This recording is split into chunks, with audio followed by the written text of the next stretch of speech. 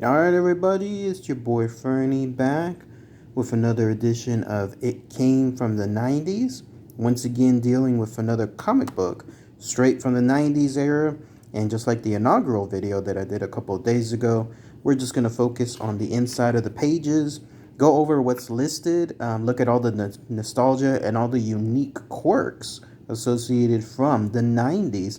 So, what better way here than to do a Superman annual?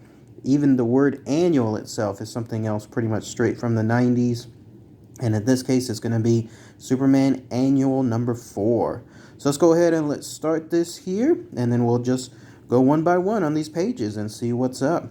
So as you can see here, this is one of the Superman issues, the annual from 1992. So that was right around the time where it was the quote-unquote death of the Superman. And in this case, it's annual number 4. Anyone remember these, by the way? I remember these were big back then during that time period. It was the idea that you could have 12 issues in a year and then like almost a celebratory congratulations special edition type issue with an annual. And the annuals, the way they usually worked was they were really big, like they were double sized or more. Like I think this one is maybe 64 pages or so. And so it's something where you would buy it, you would have more content. The pricing was obviously higher. There you can see it's $2.50, which back then in the early 90s would have been quite a bit of change. And then I remember back then too that the theme involving these annuals was either A, they were actual one-offs, so in other words, individual stories, or as you can see in this case, it was following a particular story. So in this case, it's Eclipso, The Darkness Within. And then as you can see, it highlights that it's somewhere else, like it's a continuing story involving that event that was happening then. And so you would have to purchase this one, then another annual, and who knows how many until you have the full story. So DC and Marvel absolutely made it a way for you to spend money. If you wanted the full story, you're going to have to spend top dollars in order to do so. And it was a world completely out of my reach back then. Single issues were expensive, let alone annuals. But now I get to look at this. This was like, where did I get this from? Oh, yeah, I got this from Mile High Comics. I think it was like something like 50 cents, maybe 75 cents, plus 60% off. So what a world. This used to be the big stuff back then, but now it's a couple of cents. So as you can see, check this out. It's Joe Quesada back when he was just a regular artiste. And then there's Palmati doing the inkings. Both of them are pretty prominent still to this day. Another 90s mark is it showcases the extravagant covers, like the covers that, in my opinion, used to have something happening on the front, but it wouldn't showcase on the rest of the issues. So it was almost like a bait and switch. Like in this case, you can see it's Lois Lane, the eclipsing of Lois Lane, the beautiful Lois Lane, always my favorite love interest out of all the comic books. Here, she's ripped up. You see her shirt, you see the rest of her, like basically her clothes are falling apart, and it makes it almost tantalizing that this is what you're going to see within the issue. But nope, it doesn't really happen. You'll see why more here in a minute. So without further ado, let's check it out. So already there's one of the early 90s ads again. This one involving a NES, Sega type stuff. So here you have Game Boy, NES, and then you have Genesis there. And it looks like it's for a Ferrari game. Oh, these graphics. These graphics were so... Look at that. They didn't even showcase the one from the Game Boy. Just the main title screen, and that's it. So the graphics were so bad that it wasn't even going to be shown on the actual advertisement. But the rest of it looks pretty good. But this was state-of-the-art back then. And then, of course, there's my boy, Superman. He's actually my favorite superhero of all. I would say he's number 1, Punisher number 2, and then Captain America number 3. This is another mark of the 90s. So Joe Quesada, who was building a name for himself at the time, great artwork, as you can see here. Like, he definitely knows how to make poses, action, detail. But he's nowhere here. He's nowhere here within the actual credits. So it was another almost like bait and switch. when it came to this type of scenario in the 90s. But let's see. All right, so Superman is flying about. Looks like he's running into some cops. The cops are, looks like, taking care of some robbers, or somebody else that's pointing a gun. Yeah, I think this was definitely before the death of Superman, because as you can tell, he still has his short hair. After the death of Superman and the return of Superman, then that's when he had the longer hair. What is this? Spree. This must have been a candy that doesn't exist at all anymore, because I don't even remember this one. Spree. Another trademark of the 90s. This is newsprint. It feels like newsprint. And then remember, it switched over to the glossy paper. And now it's a weird mix. Like, it's glossy and it's magazine type stuff. Uh-oh, looks like there's some kind of diamond that's creating a bad effect. Pretty cool. It looks like he's getting encapsulated into a robotic suit. Yeah, just some standard Superman action here. And then it shifts over to the robot being defeated. And then Superman trying to figure out what is going on. There she is, the beautiful Lois Lane. Wow, this artist is pretty good. He drew Lois in a very beautiful manner. Who is this again? Let me see. Scott Benefield. I do not know him. If somebody knows more about him, let me know. If someone knows if he's still doing comic books today or not. Because he's doing pretty good. It's straight cartoony. No, I'm sorry. It's comic book work, but without looking cartoony. Stuff that it's not abstract. It's not stylized. It's just a comic book artwork. That's what I love a lot of times. I look at comic book conventions back from the 90s. So here you had a bunch of them. I don't know who was hosting these. Like nowadays, it's WizardCon, it's Fan Expo. But these seem to be nameless one. All it says is July comic book conventions. And all the dates that were there. They were all in hotels. Look at that. Sheraton, Holiday Inns, the Marriotts. They were all, what a different world. Today, they are like mega events and gigantic convention centers. The biggest ones the cities have. And back then, it was just there in the hotel lobbies.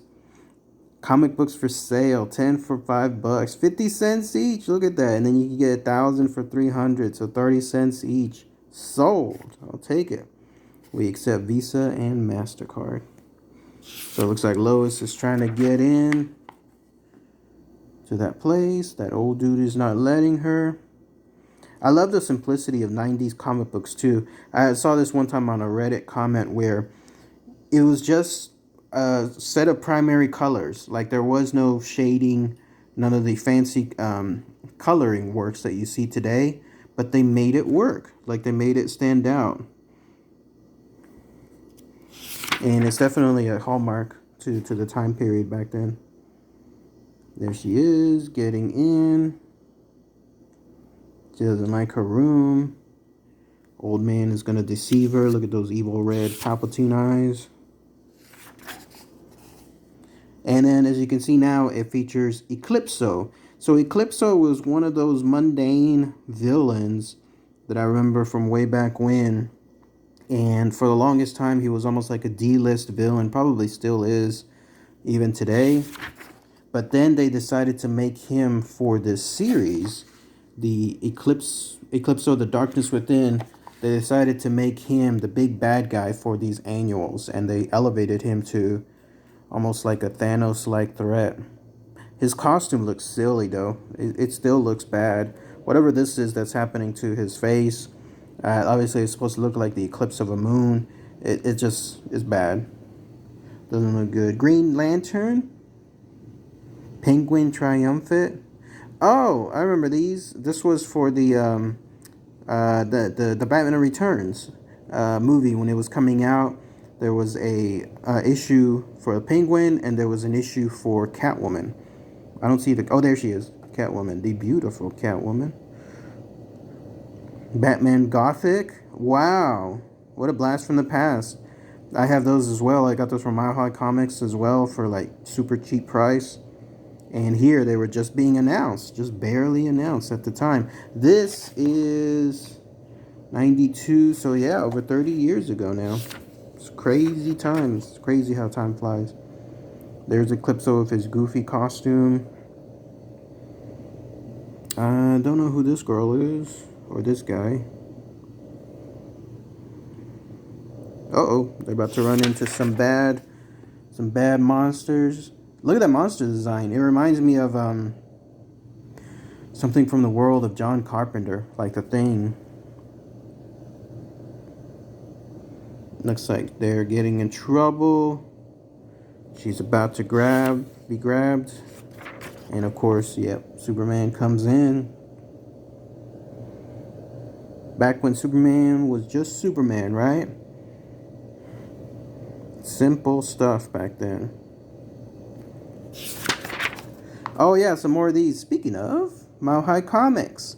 So this is when they were just doing advertisements within the papers. The guy that owns it, Chuck something Z, he has a really long, complicated last name. He mentioned one time in a newsletter how these worked, and he was saying he got good business from these, but eventually he had to stop them to focus on other things. But this is how they did it. Let's see how much my boy Punisher cost back then.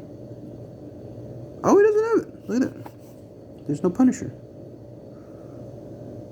Did I read it wrong? Oh, okay. That must be the DC ones. Let's see. Yeah, there we go. There's my boy. Punisher movie special. $14. Damn. And that's 1990s dollars. Shoot. Punisher War Journal. $3.50. Goes to show when this was when the Punisher was huge back then.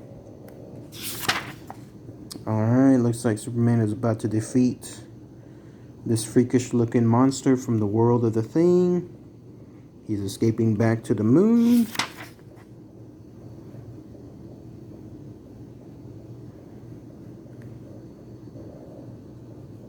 Geez, what does the S stand for? Uh-oh! Sexist. Looks like that lady is mad at Superman. There's my girl, the beautiful Lois Lane. Yeah, she's my favorite love interest. Strong, independent, smart, and oh so beautiful as well. I thought she's been fairly represented well when it comes to the everything involving the movies, like from Margot Kidder to Kate Bosworth to what's the other lady's name? Amy Adams. All beautiful, all smart. Yeah, this is. I think they're ripping off something from Stephen King. They even mentioned it there from The Stand. That's like a small town that looks ordinary, 1950s type stuff, but there's monsters within it. But are the monsters the people, right? So look at that. There's another monster right there in the background. Ah, look at these advertisements. You remember these from the 90s? Have fun drawing superheroes. You too can become a comic book artist. All it takes is $13. Impress your friends. You can have black belts and only $5. Wow. All of this stuff would be like false advertisement today. Like none of this would last today at all. There would be so much better Business Bureau stuff. Missed an issue. We have more than 100,000. Private FM radio. I would have wanted this. That would have been awesome. Play your private radio anywhere. Never miss a program. So it looks like it's earbuds, and that it looks like you post them straight or plug them straight into the phone. Only $14.95. Another one, draw superheroes, learn to draw comics. More comic books for sale. Oh, this one is a blast from the past. This guy was synonymous with so many of these ads. Like his picture was used so many times. Do you want a Atlas body? Do you want an Olympic body? You can do it. Only 7 days. Wow.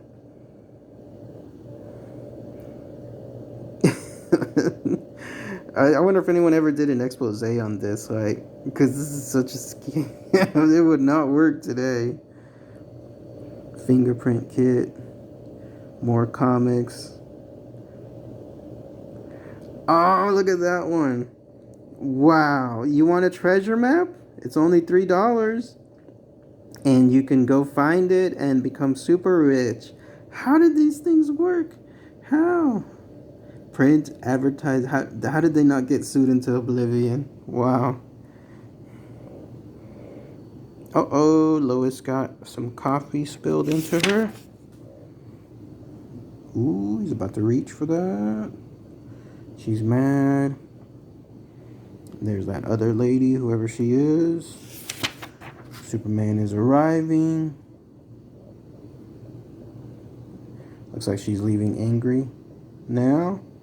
Some more advertisements. Doom Patrol. Never heard of them. I have no idea. Mrs. Tree Special. I have no idea either. This looks like Vertigo stuff.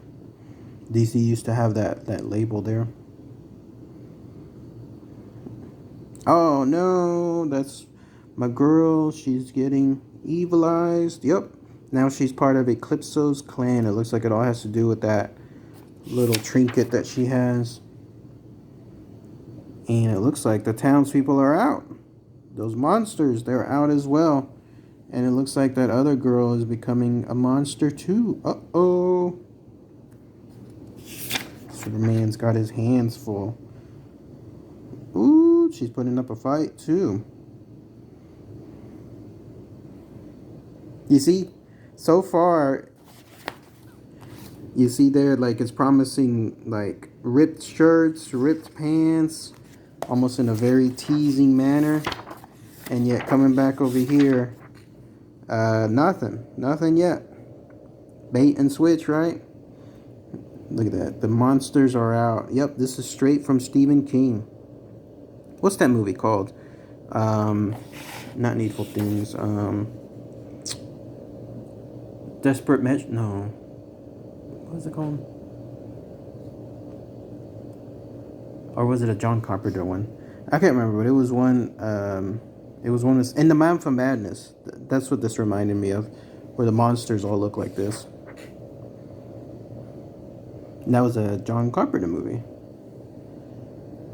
Yep. Superman's taking care of business.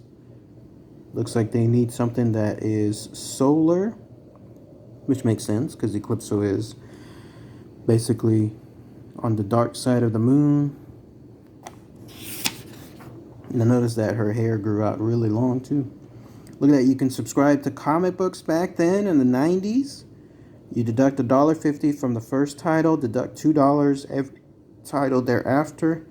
So you could get all 4 titles and pay $50. Save $10. So yes, I'll take this one. I wonder, yeah, they probably gave the annuals for free too. Because that's 12 issues, and the annuals aren't there either. So you probably got the annuals for free. Freebies. Who doesn't love that? This artist is really good. Again, straight comic book artwork. Nothing fancy, nothing surreal, nothing cute.